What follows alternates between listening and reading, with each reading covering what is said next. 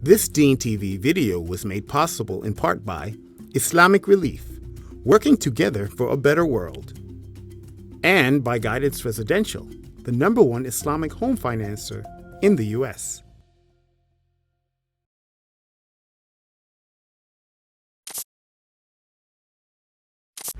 You wanna be at the top? Inshallah. Are we the cream of the crop? Inshallah. You gotta rock till you drop. Inshallah. Cause believers never stop. Yeah. MashaAllah. Come on.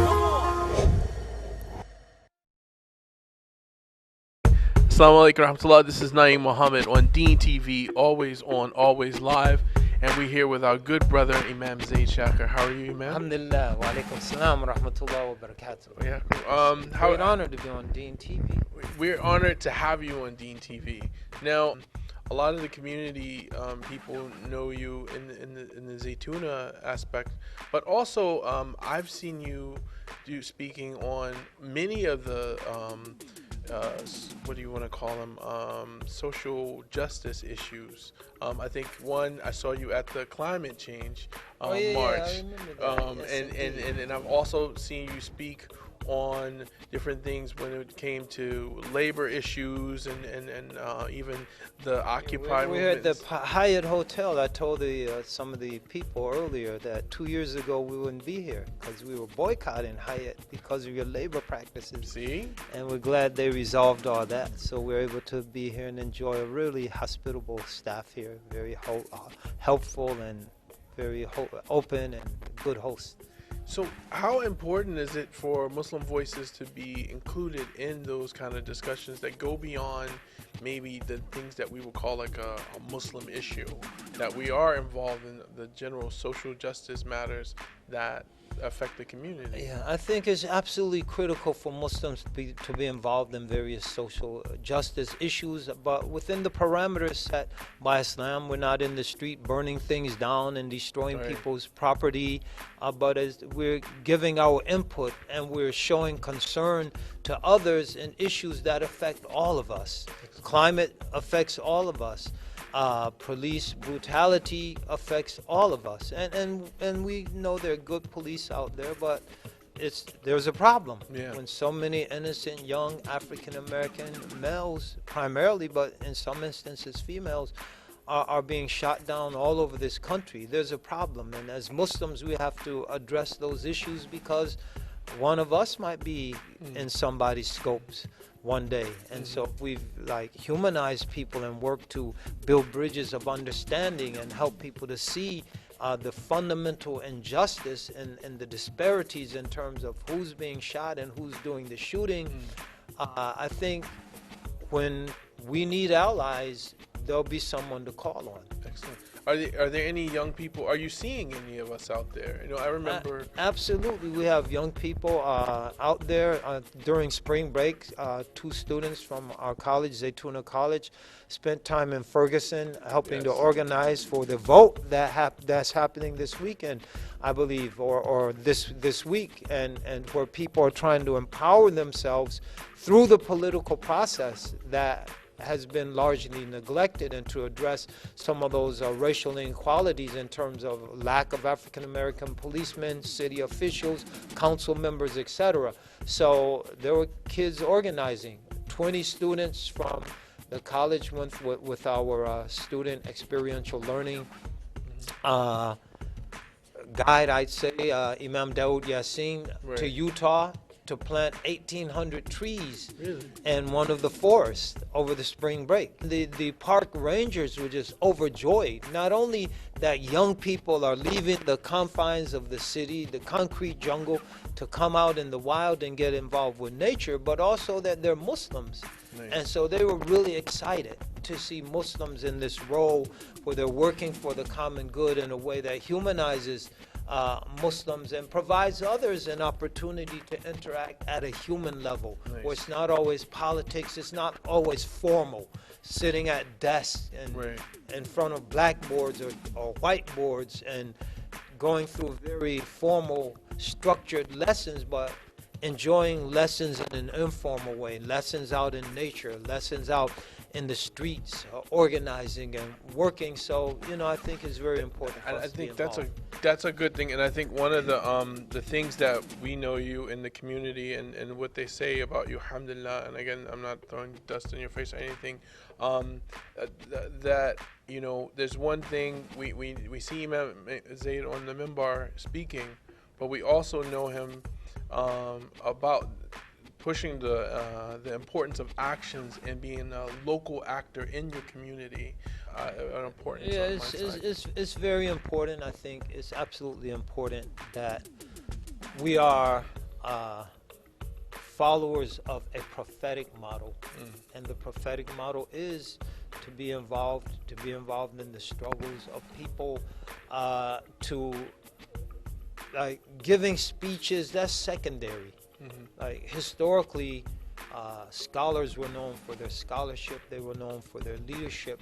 They weren't known that the fact that they might have been a great khatib was secondary or even tertiary in some instances. And so the whole celebrity thing and the nature of media nowadays, that it sometimes encourages celebrity, can literally sweep someone away. And I think it's very, very important for us to stay grounded and to understand that our primary job is to be out there being an example to the best of our abilities. May Allah help all of us to do better and be better. And media, all this is secondary. It's very important, but it's secondary. When it becomes primary, that's when a person can start tripping over their ego.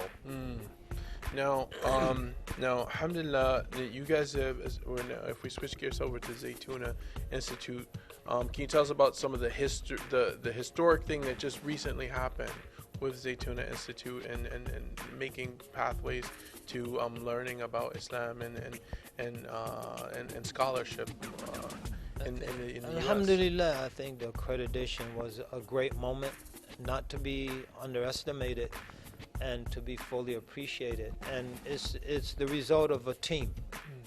Like, we really got moving when we got the right people in place who could really put the proper processes in place for us to begin to really structure our organization in a sustainable way. And also with the support of the community. Without the community, especially, and we don't have a big financial financier behind us. We don't have any rich Muslim countries behind us. Some endowment that's been building Yeah, for exactly. years We and don't have years. the multi-million-dollar infusion of cash. It's the support of the community. And with the community's support, the prayers, and ultimately tawfiq from Allah, we're able to do that and hopefully begin rooting Islamic learning and just general education, because we're a Muslim liberal arts college, a place where Muslims can go and to begin their academic life, but also ground themselves in the religion and build for the future. If they want to go to graduate or professional programs, they'll be well qualified to do that. So to have that in place and to have that recognized by one of the most stringent accrediting bodies that accredits UC Berkeley, Stanford, UCLA, Arizona, Washington, all the major colleges and universities on the West Coast is a very significant milestone. Now for and we'll probably end on this. Now, why would you, now for a young person, because DeenTV, one of the things it is focused on working with young people and families. Why would you say this would be an exciting time? This is exciting news for maybe these young people who are in high school now and looking forward, or in middle school and thinking about their higher education. Is it something in it for them to be excited about? With this news? Absolutely, because our youth, and I think this is something Native Deen does very well, is inspires young people to want to identify as Muslims. More Muslims lose their Islamic identity in the university than any other place. Of course, there are a lot of kids, Muslim children, young people who go to the university, go to colleges, and they're not identifying with Islam. But there's so many stories of the sister who goes with hijab and she gets her hijab deconstructed, and she leaves with no hijab. The young man who goes with faith, he leaves with no faith. The young people that go praying during their salah, their namaz, and leave, there's no namaz, there's no salah. And so I think it's very important for young people to understand there's a place you can go that will not only give you, I believe for good reason, a quality education, but also will give you the foundation to identify as a Muslim as you move forth in your intellectual life, your social life, your cultural life. And I think that's absolutely essential for our young people to have that opportunity. Excellent. Well, we look forward to hearing many great things that are coming out of Zaytuna. You guys are definitely a beacon of light for the community. I know that when I saw that, we were all excited. You know, we watched the graduations, everything online. You know, I'm one of those guys that tune in and try to support you guys. And if someone wants to learn more about Zaytuna and the work, where should they go to? Before this week, you would go to www.zaytunacollege.org. Now you go to www.zaytunacollege.edu. Don't you know? Officially. That's what Allah Akbar. This is, I mean, the only thing I'll just tell you, the only thing I will tell you this much.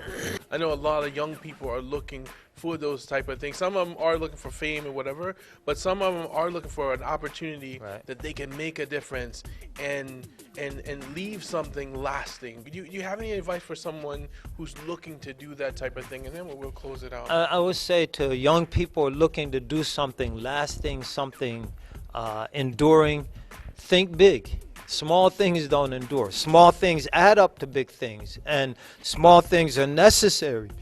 If you're going to walk 1,000 miles, as they say, you have to start with the first step and follow that up with a whole lot of other steps. But if you're not aiming for something big, you can't accomplish anything big. So I would encourage all the young people out there, don't just want to be a doctor because your parents are pushing you to be a doctor. Want to be a doctor so you can be the one that finds the cure for cancer. You can be the one that helps to find a cheap and affordable cure for Ebola, so that the scourge never comes back, or even a vaccination so that if it comes back, it's not going to affect anyone. You can be the one that takes Dr. Fatima Jackson's biodegradable insecticide and make that into a marketable product that can end malaria. So think big. Don't think just to go along to get along. Definitely don't think, I'm going in this to make money. Nowadays, with Obamacare, you're not going to make the money you used to make being a doctor. The pharmaceuticals are making more money. The insurance companies are making more money. But the doctors are finding some difficulties. Don't go into it for the money. Go into it to help serve humanity. Go into it to do something great. Go into it, and I'll stop on this note because I know we're trying to get sound bites here and not dissertations, but try to be the next Dr. Jonas Salk, S-A-L-K, who invented the polio vaccine. They asked him, why don't you patent and you can make millions of dollars? He said, this is human heritage. I didn't do this for money. I did this for humanity. I don't want to patent this. I don't want to own this. This is humanity's. So do something great for humanity. Do something great for Allah subhanahu wa ta'ala in the honor of His Prophet sallallahu alayhi wa sallam. And continue his work being that Rahmatul Alameen. Rahmatan lil Alameen. That's what I'm talking about. Rahmatan lil Alameen. Be great, following the footsteps of native Deen. Jazakallah khair again, the poet and the scholar. Jazakallah khair. Take care, and we'll see you next time on DeenTV, always on, always live.